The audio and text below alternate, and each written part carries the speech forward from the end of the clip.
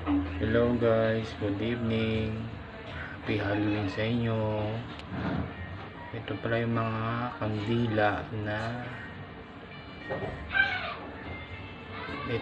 mga kandila na pumanaw doon sa mga